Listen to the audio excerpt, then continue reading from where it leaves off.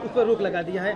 बोला है कि जितने लोग इससे प्रभावित हो रहे थे तो काम कर रहे थे, क्या कहेंगे? देखिए, माननीय मुख्यमंत्री जी ने जो शुरुआती वार्ता हुई थी छात्रों के साथ, उस समय उन्होंने उनके बहुत सारे डिमांड्स मान लिए थे। सिर्फ एक नहीं मानना चाह रहे थे इसी डर से कि ऐसा हो सकता है, मतलब कुछ लोगों के साथ चूंकि ऐसा लगेगा कि अन्याय हो रहा है या कुछ, तो ये इस तरह का अंदेशा था शायद, हमें लगता है, मैं अपनी तरफ से कह रही हूँ, मैंने पूछा नहीं है, शायद इसी वजह से विलम्ब हो रहा होगा जिसके लिए। लेकिन इतना दबाव और इतना मतलब कुछ लोग राजनीति कर रहे थे इसको लेकर, चीज़ों को समझने की कोशिश ही नहीं कर रहे थे। मुझे लगता है कि शायद इसी का अंदेशा होगा जिसकी वजह से उस समय विलम्ब हो रहा था डिसीजन लेने में, और अब डिसीजन हुआ।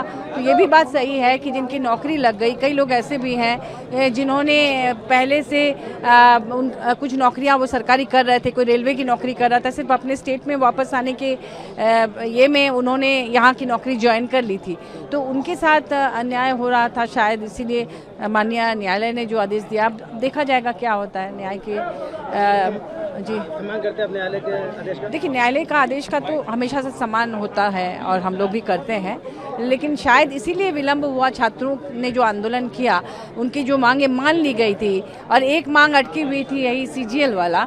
हो सकता है कि ऐसा अंदेशा हो उस कमेटी को कि इस तरह से हो सकता है, इसीलिए वो विलम्ब कर रहे थे, और वो आपने देख ही लिया कि क्यों विलम्ब हो रहा था।